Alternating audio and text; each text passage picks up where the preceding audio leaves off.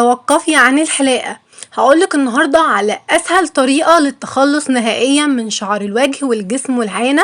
هيسقط الشعر لوحده بدون أي ألم تماما.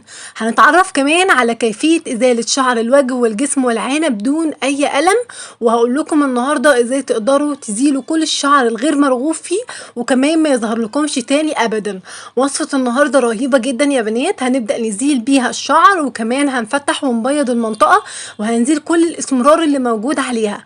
وصفة رهيبة، جربوها وادعولي. يلا يا حلوين، قبل ما نبدأ لايك للفيديو، اشتراك في القناة، ويلا بينا على طول على أول مكون.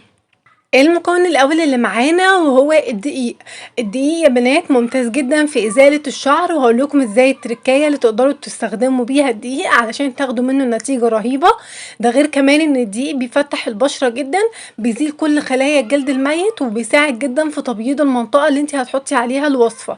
مبدئيا ده انا هستخدم هنا دقيق الرز، تقدروا تستخدموا الدقيق الابيض او دقيق الرز اللي موجود عندكم. البنات اللي ما تعرفش نجيب دقيق الرز منين، بنجيبه من العطار، بيكون مطحون بالشكل اللي انتوا شايفينه يا بنات، وممتاز جدا في الوصفات.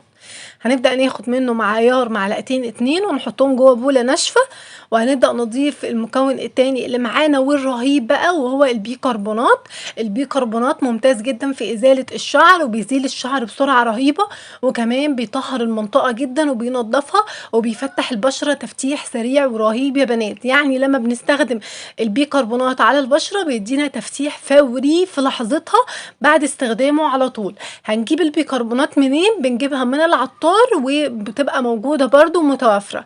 هنجيب معلقتين 2 من البيكربونات وهنبدأ نحطهم على دقيق الرز، وهنبدأ نضيف المكون الثالث اللي معانا وهو الجيلاتين.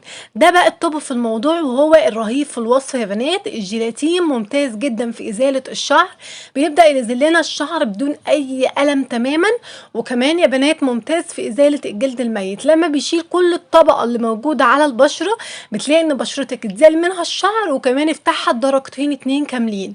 هنبدأ نجيب الجيلاتين وهنضيفه برضو على المكونات التانية، وهنبدأ نحط عليهم كمية حوالي ربع كوباية من المية، وهنبدأ ناخدهم ونقلبهم كويس جدا جدا، وهنحطهم على النار على نار هادية لحد ما يبدأوا يغلوا وهيكونوا بالشكل اللي انتوا شايفينه. هنا يا بنات الجيلاتين هيبقى جاهز. الوصفة دي هنبدأ نفضيها وهنسيبها تبرد شوية علشان ما تلسعش الايد او الجسم اللي انتوا هتبدأوا تحطوا عليه الوصفة. لما تبرد شويه هنبدا نستخدمها. هبدا اخدها بفرشه صغيره كده ونبدا نوزع عليها ونعمل على طبقتين او 3 طبقات علشان تكون الطبقه سميكه، ولما نبدا نيجي ننزلها تتزال بسرعه وتبدا تزيل الشعر بسرعه وما تتعبكمش في الازاله. وما بين الطبقه والطبقه يا بنات لازم يعدي دقيقه، يعني هنحط طبقه من الاول وبعد كده هنسيب دقيقه ونحط طبقه تانية وهكذا لحد ما نحط 3 طبقات. بعد نص ساعه بالظبط هتلاقي ان الوصفه نشفت تماما على البشره. هنبدأ ننزلها من تحت لفوق وهنبدأ ننزلها، هتلاقوا ان الشعر كله بيتزال بسهولة، وكمان هتلاقوا ان بشرتكم فتحت بطريقة رهيبة جدا. اهم حاجة نبعد عن منطقة الحواجب تماما علشان ما نبدأش نشيل منها الشعر. بتعملوا الوصفة دي بتغسلوا بشرتكم وبتدهنوا بشرتكم بزيت اللي هو زيت السعد يا بنات او السعد زي ما الناس بتقول. رهيب جدا، هتدهنوه 2 ل3 مرات في الاسبوع وان شاء الله تاخدوا منها نتيجة رهيبة. يا حلوين وصفة النهاردة خلصت، بتمنى تكون الوصفة عجبتكم. لو عجبتكم لايك للفيديو واشتراك في القناة، وما تنسوش تعليقاتكم اللي بجد بتفرحني وبتحفزني وبتخليني اكمل فيديوهات اكتر.